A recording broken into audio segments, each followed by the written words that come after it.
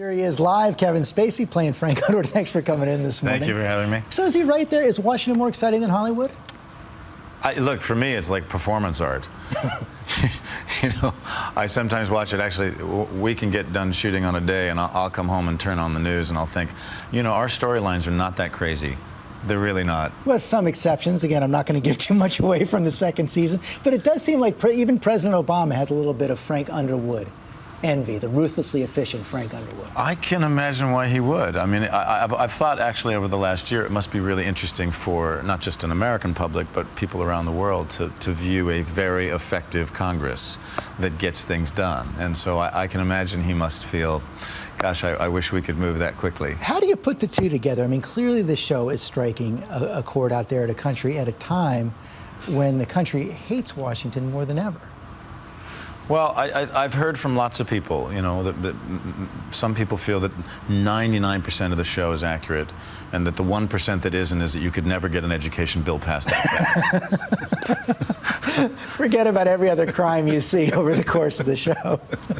and you've got all these members of Congress. I want to show a group of them from nowthisnews.com who seem to have a little bit of Frank Underwood envy too. Oh, the bill's going to come up this Wednesday. I never make such big decisions so long after sunset and so far from dawn. It's still going to come up. I have no patience for useless things.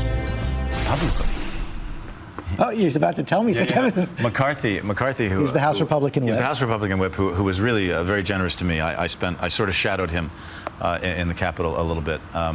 To understand and learn what it's actually like to be the majority whip. But he actually said recently that, if I could kill just one member of Congress, I would never have to worry about another vote. I think that's pretty true, the example that would set. So what did you pick up from following him around?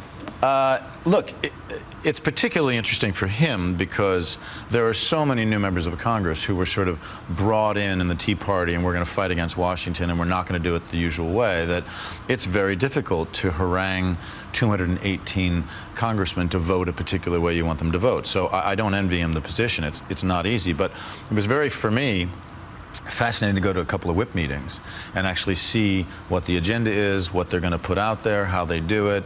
And so for me, it was very helpful to understand what it's actually like to try to whip. And the show does get all those little details of the setting and a lot of the conversation exactly right. But I wonder what you make of, some critics of the show look at it and say, as you point out, a lot of people think this is the way it must be. But one, Marcia Angel, who's a doctor, says, blanket cynicism, talking about the show, gives the illusion of understanding, not really understanding what's going on.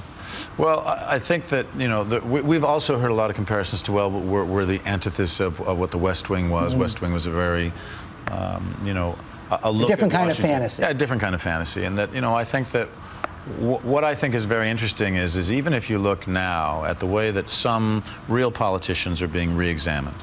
Lyndon Johnson is a character that my character in House of Cards admires. During his lifetime and certainly during his presidency, he took an enormous amount of criticism, certainly for his policies in Vietnam. But we also have to look at the fact that he passed 3 civil rights bills in a very short presidency. And yes, he was called ruthless and Machiavellian and SOB and a lot of things during the course of his life. But people are sort of re-examining people who were willing to do whatever they had to do. And if he had the kind of coverage going through those ruthless tactics that he would get today, going through them, he might not be able to get what he got done. Or even Abraham Lincoln. You look at the film Lincoln, which showed him as a very effective politician, willing to give positions to various people in order to get votes for something he thought was more important. And today, that would probably be a scandal.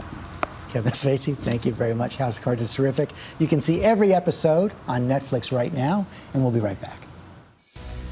Catch This Week online all week at abcnews.com, on Facebook and Twitter. And now we honor our fellow Americans who serve and sacrifice.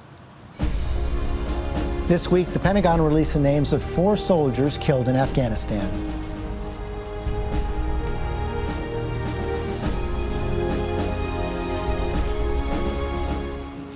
And that is all for us today. Thanks for sharing part of your Sunday with us. Check out World News with David Muir tonight, and I'll see you tomorrow on GMA.